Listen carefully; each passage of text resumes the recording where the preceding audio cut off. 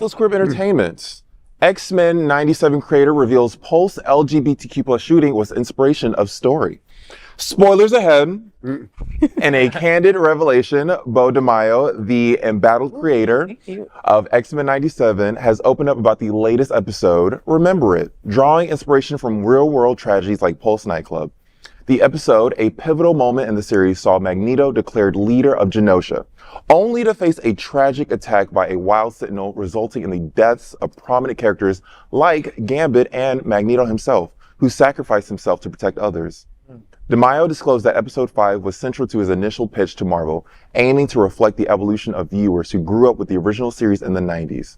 He highlighted how events like 9/11 and Pulse Nightclub reshaped perceptions of safety and identity, drawing parallels between Genosha as a safe space and Pulse Nightclub. Reflecting on personal experiences, DeMayo emphasized the resilience of communities impacted by tragedies and hinted at the X-Men grappling with newfound realities in an uncertain world. The upcoming episodes promise to explore themes of justice and healing in the aftermath of such profound events.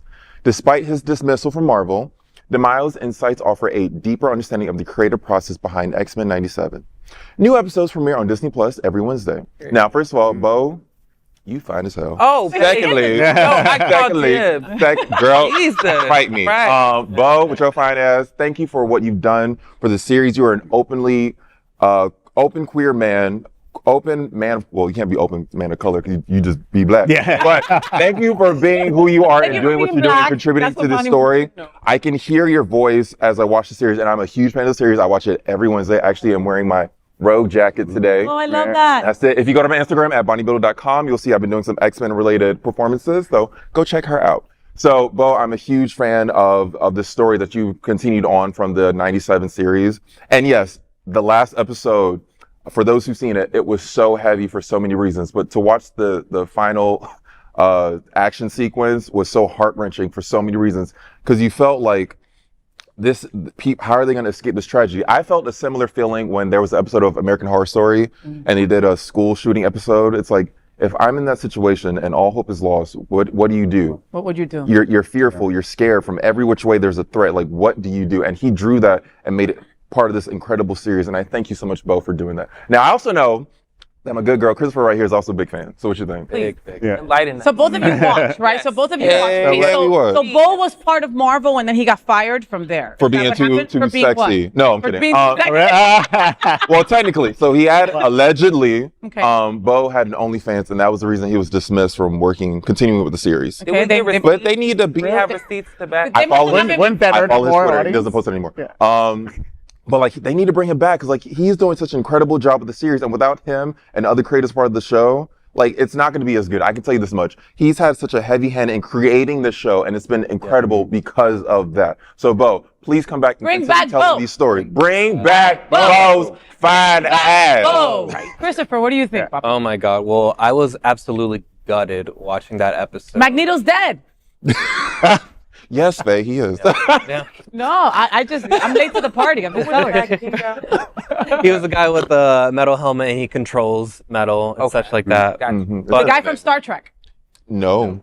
Wasn't that the bald guy from Star Trek that was who played Professor him in X-Men? Xavier. Oh, okay, they're all He also died, though. Oh, no! All kinds of spoilers alert today. I'm so far behind, Andy. Well, we're trying to catch up. I am. So, okay, so you said about another series that had touched on something like that, right? And I also remember when Queer as Folk, the reboot, right? They opened up their show with also a similar nightclub scene where people weren't happy. People stopped supporting the show, because they just could not see that in that light. And the same thing won't happen with this, you don't think? No, and honestly, personally, I think this is one of the best shows or media ever that Marvel has put out so far, because it just touches on what is so core to the X-Men, and they have always represented the civil rights movement and the queer movement, and people like calling, X-Men is woke now. Mama, X-Men has always been woke. Always. Always. Yeah. And just the way that Beau crafted this episode and just the series in general, and just kind of showcasing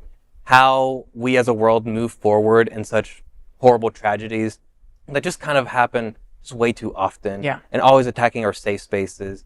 And I even found out that Beau was a regular at Pulse Nightclub. So that's just another aspect of his identity that was impactful to him, and also this story writing process. And this is also very similar to your film, Frag, where you really used your artistry to really speak on the tragedy that happened just in our own community. So there's a way to have like handsome queer men creating these stories so that we can learn about them. Yeah. Thank you for what you do. Thank you for what you do. Andy, what do you think about this? I can't say that I've seen this series, so it's hard to comment. But I always thought the movies were really terrific about inclusiveness and showing that even those of like kind are always not good to each other. That's right. So I think the X-Men has always been really important for our community. Definitely. Chris, what's next, baby? Alrighty, let's do it. I thought we were going to talk more about... Could I say one more thing, actually, regarding Gambit and Magneto's death? Specifically Gambit, though. Because Beau said that, he designed the first few episodes to be very nostalgic and show Gambit in his sexy little crop top. Just all of us falling in love with him. And then even, like, him kind of breaking things off with Rogue and then maybe not. And just kind of, hey, like, where's his story going to go? Only to see it cut short. That's, kind of reality too. Sometimes promising stories and promising lives are cut short. So again, Beau, you did an amazing job. Y'all sold me. Bring Beau back! Bring Beau back! Bring Beau back! Oh, you like girls? Yeah.